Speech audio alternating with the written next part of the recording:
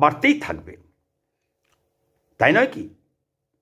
ধর্ম ও ঈশ্বর বিশ্বাসী প্রকৃত হিন্দু, মুসলমান, খ্রিস্টান, বৌদ্ধ ইত্যাদি সমস্ত সম্প্রদায়ের জ্ঞানী ভক্ত মানুষেরা কি প্রশ্ন তুলবে না কোনোদিনও যে প্রভু রামচন্দ্র, কৃষ্ণ, বুদ্ধ, যিশু, হজরত মুহাম্মদ, মহাপ্রভু রামকৃষ্ণ এরা কি শুধু তাদের অনুগামীদের দ্বারা তৈরি গোষ্ঠী বা সম্প্রদায়ের জন্য পৃথিবীতে মানুষরূপে নেমে এসেছিলেন?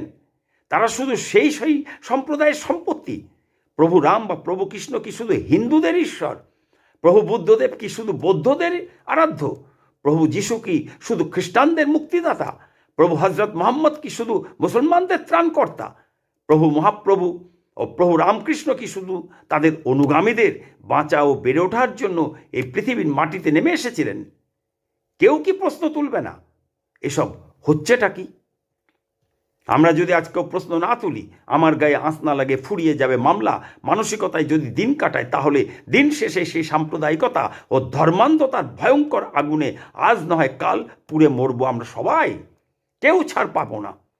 ভোটের রাজনীতি, ক্ষমতা দখলের রাজনীতি, ক্ষমতা দখলের জন্য ধর্ম ও ঈশ্বরকে যতদিন বোড়ে হিসেবে ব্যবহার করার মানসিকতা যতদিন চলতে থাকবে, ততদিন উগ্র ধর্মান্ধতা ও বিষাক্ত সাম্প্রদায়িকতা পাশাপাশি চলতে থাকবে। সব ধর্ম সম্প্রদায়ী ও ঈশ্বর বিশ্বাসীদের মধ্যে এরকম লোক থাকার জন্য আজ ধর্ম ও ঈশ্বর সম্পর্কে মানুষ আগ্রহ হারাচ্ছে, অবিশ্বাসী হয়ে পড়ছে ক্রমশ। ধর্ম মানুষের কাছে বিরক্তির কারণ হয়ে উঠেছে। ধর্ম সম্প্রদায়কে কলঙ্কিত করতে এরা মূল দায়ী।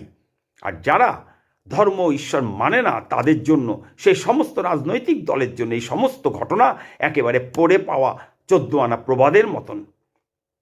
আবার ধর্ম ও সম্প্রদায়কে কলঙ্কিত করবার জন্য পারস্পরিক ঘৃণা, বিদ্বেষ, অবিশ্বাস জন্মাবার জন্য ও পরিশেষে